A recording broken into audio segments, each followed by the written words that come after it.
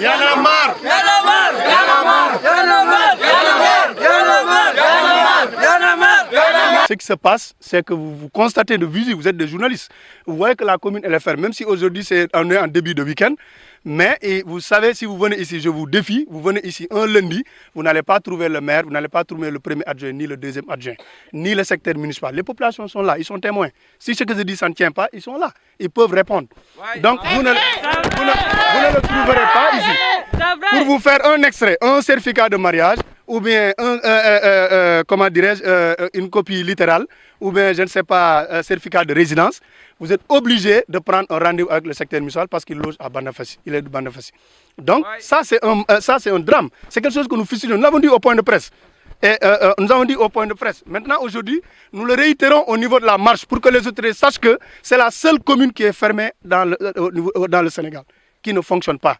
Et on a tout fait avec le peuple. Vraiment, nous interpellons l'État pour que l'État vienne quand même arbitrer par rapport à cette question. Nous ne pouvons pas continuer à se faire établir les pièces d'état civil sur rendez-vous. Nous exigeons quand même, il a essayé de bluffer les gens, vous avez vu, c'est après le point de presse à Tchokoy qu'il a eu à peindre ça et à amener quelque chose pour faire croire, pour tromper, bluffer l'autorité qu'il est dans ses locaux, il a intégré les locaux. Il n'a pas intégré les locaux. Ce n'est pas vrai, camarades. C'est pas vrai. La deuxième question, c'est par rapport au contrat. Nous sommes là, nous ne savons pas qui a un contrat dans cette commune. On nous dit que les adjoints sont payés sur fonds propres de la commune. Ça, nous sommes d'accord. C'est sur la base des recettes de la commune. Mais on nous dit, il revient, il nous dit qu'il n'y a pas de moyens pour les payer. On est d'accord parce qu'on n'a pas de recettes. Il n'y a que le marché hebdomadaire de Tchokoy. Mais ce qui est bizarre, il nous dit qu'il a un contrat pour son chauffeur. D'où est-ce qu'il puise pour payer le chauffeur quand les adjoints ne peuvent pas se faire payer? Le secteur municipal, voilà. Donc on nous dit qu'il dépend de l'État, mais jusqu'à présent, on n'a aucune question. Donc il y a une nébuleuse autour des deux contrats. On n'a pas été édifié, nous ne comprenons pas. Ensuite, les collecteurs sont restés 1 an sans salaire au marché hebdomadaire de Tchokoy. Ils ont eu à collecter près de 500 000 francs au trésor qu'ils ont versés, ils ont les reçus. À l'appui, si vous voulez, moi je peux récupérer les reçus de versement au trésor, près de 500 000 francs. Ça avoisine ce montant. Jusqu'à présent, ils n'ont pas été payés. Il dit qu'il ne peut pas les payer. L'État n'a qu'à nous dire, parce que c'est que le discours que le maire est en train de nous tenir, qu'il va scinder les fonds de dotation, il va octroyer au poste de santé de Tchabédi et une autre partie au poste de santé de Dindefello.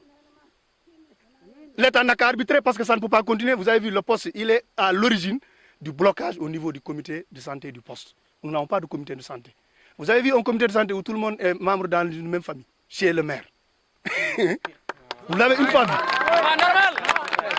Il a pris en otage le comité de santé. Et pire encore, il est allé kidnapper le bus du poste de santé. Je vous ai défié là. Est-ce que vous avez vu le mot hôpital sur au niveau du bus? Si vous retournez, ils ont gratté ça. Tantôt il vous dit c'est tel, moi je ne veux même pas citer une autorité. C'est sur la base de l'accord d'une autorité, Massamba ou Mademba. Nous ne savons pas qui a donné cette autorisation et nous ne cherchons pas à savoir. Nous voulons être édifiés. Et le plus rapidement possible. La question du bus, nous ne transigeons pas là-dessus. Il faut restituer le bus au comité de santé.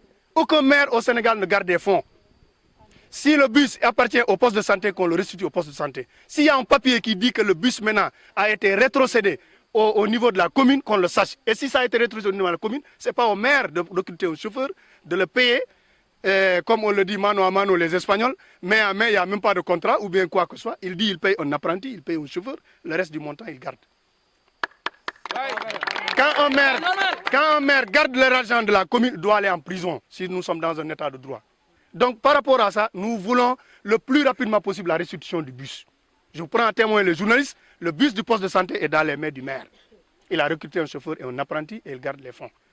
Quand il a su qu'on est en train de faire la marche, il a appelé une réunion pour mettre en place un comité de gestion par rapport au bus. Les gens ont dit c'est trop tard.